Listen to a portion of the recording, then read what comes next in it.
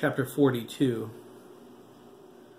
The meeting reconvened as soon as Mike and Craig were back in their seats. Mike was still a shade lighter than his normal color. He looked at his father, while Sandra wiped his forehead with a cool rag. His eyes reflected such sadness it gave Wade pause. He knew his presence would cause some difficulty, but he underestimated the emotions involved. Mike's broken heart and the depth of his despair affected everyone in the room through the mind link Jeremy established. Susan didn't have to wonder where her heart was anymore. She quietly wept for Ian now. It appeared all she needed was a jump start. Wade's appearance gave it to her in spades. Mike tried to reconcile everything in his mind. When he told Jack Jr. he was prepared for anything, he had no idea they meant his most painful memory. His father was quiet and keeping his distance. He was glad for that. There was so much he wanted to say. All he had to do was decide on what the first word would be. Giuseppe stuck close to Jack Jr. They introduced him to the group as one of Hiram's victims. Their sympathy and their sorrowful glances scared him. Giuseppe didn't remember dying. He didn't remember suffering any pain. He knew he was a ghost, and he knew he was still on Earth for a purpose, but he didn't know what that purpose was. He only knew he was supposed to be with these people. They were good. He could feel it. His purpose eluded him, but his attraction to Jack Jr. seemed too right to be a coincidence. His answer lay in that connection. He needed to wait. Everything would be made clear to him. For now, he shied away from the others. It was either that or leave, and Giuseppe never wanted to be alone again. Mike cleared his throat and asked, "Any more surprises, Jackie?" He sighed. "God, Dad, I don't." "Hush, lad," Wade said. "You'll find the words when you're ready. Let it be enough that I'm here with you in your hour of need." "I'd like to know why we're all so needy," Linda said, sounding defeated. "Ghosts, ESP, murder. What's happened to us? What's happening here?" She leaned forward and lowered her head. "Could someone please explain it to me? I want to understand." "Yes, we should explain it," Esmeralda agreed. She nodded to Jeremy. "I think we should begin." "Where should I start?" Jeremy asked. Herman raised his hand. "I'd like to know what happened to my brother," he said. The boys exchanged concerned glances. Virginia reached over and took Herman's hand. "Are you sure you want to see this, Herman?" she asked. "It's not going to be pretty, man," Sandy insisted, floating over to him. "Do you really want to watch all of those people die, Herman? Me included?" "You're worried I won't be able to handle it," Herman replied. He pulled his hand away from Virginia and folded both of them in his lap. "I'm probably better suited to handle adversity than any of you. My family raised me with the knowledge of the horrors the Nazis inflicted on my people. Knowing it and seeing it are not necessarily the same things, boy," Esmeralda said. Herman replied, "You're a gypsy. You might be able to comprehend what I'm saying." Esmeralda was surprised. She held out her arm and pulled up her sleeve. Herman gasped when he saw the tattoo on her forearm. "My grandfather has the tattoo also," he said sadly. "I understand. Trust me, I'll be fine. I need to know. Not knowing is worse." "You should all consider this carefully," Virginia insisted. She looked at her friends with grave concern. "My son is going to show you things, horrible things, things you might be better off not seeing. Some of you have already seen them. It's all right if you would rather not see them again. Once seen, you can never unsee them." "I'm willing to risk it," Linda nodded. "For my son's sake." "So am I," Randy agreed. "We will have to hold on to each other," Mariana said, with fear in her voice. Her English was improving. Even though everyone else could easily tell, she didn't notice. Jeremy flashed a mischievous grin at Max and Ricardo. Jose and I witnessed part of the struggle, she concluded. We saw the ending. It was frightening. We're all adults here, Linda interjected. We need to know. I need to know. Jeremy's eyes brightened. Everyone looked at him. They felt awe and fear at the same time. They didn't know what to make of him. He didn't know either.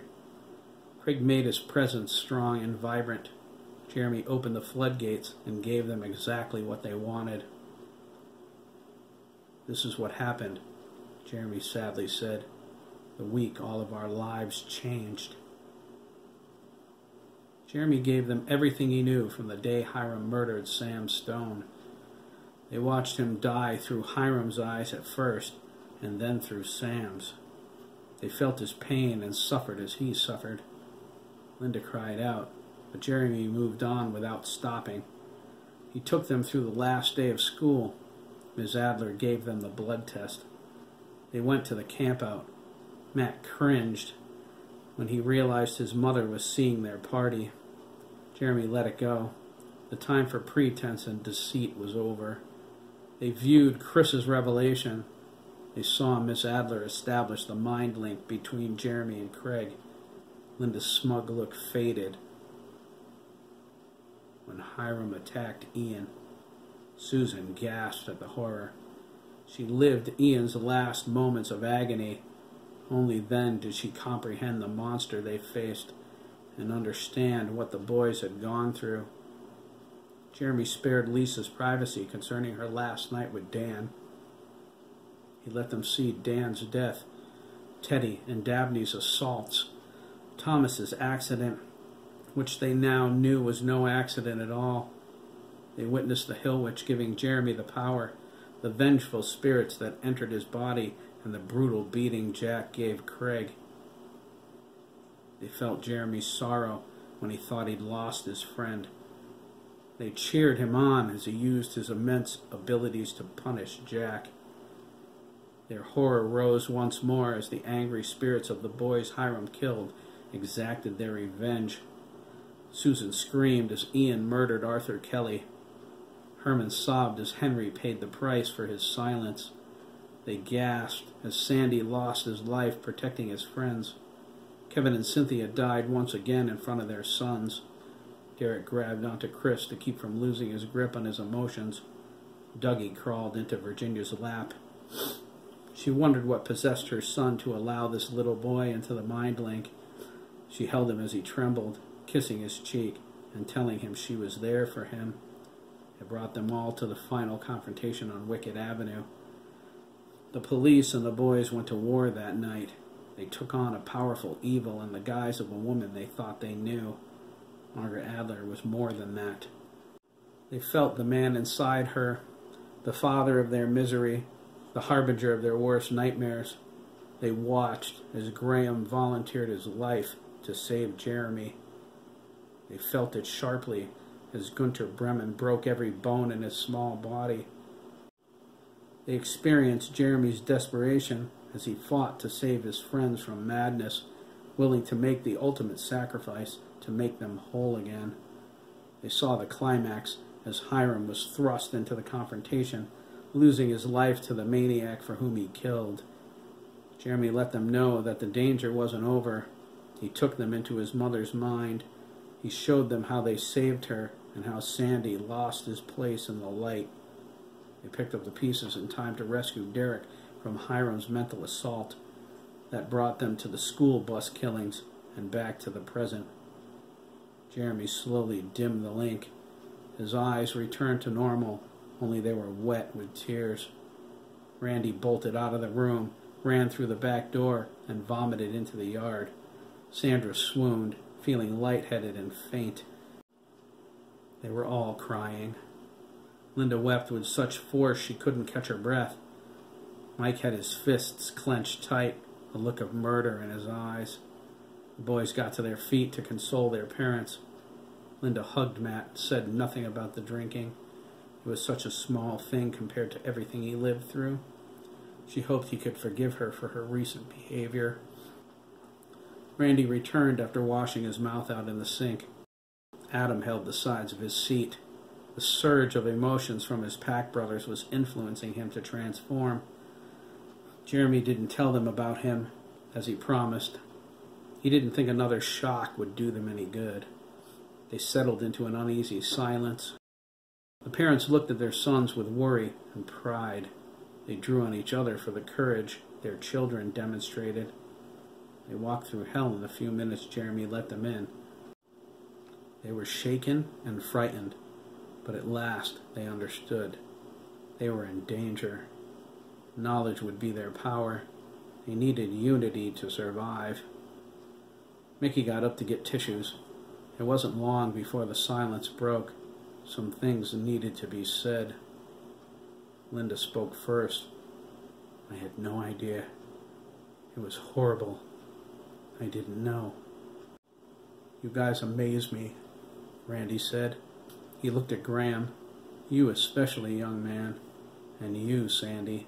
God, you're all so special. They got guts, Lyle said. More than any 10 men. It scared the crap out of me, Teddy whispered.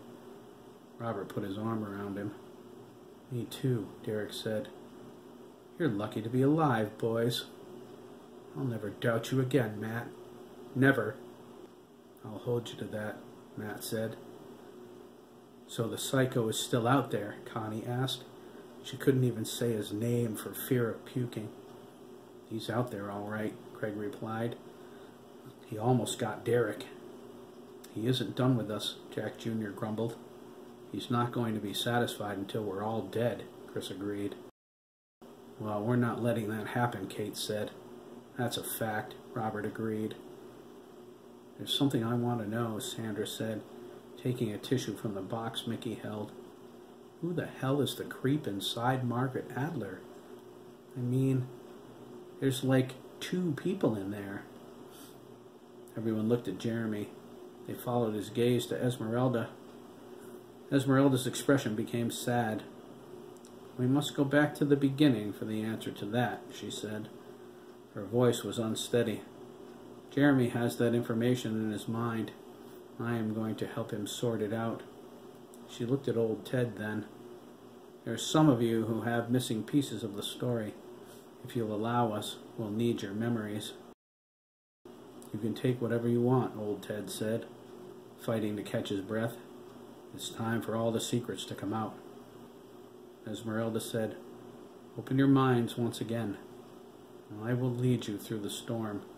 When we finish, you will know your enemy as I have known him.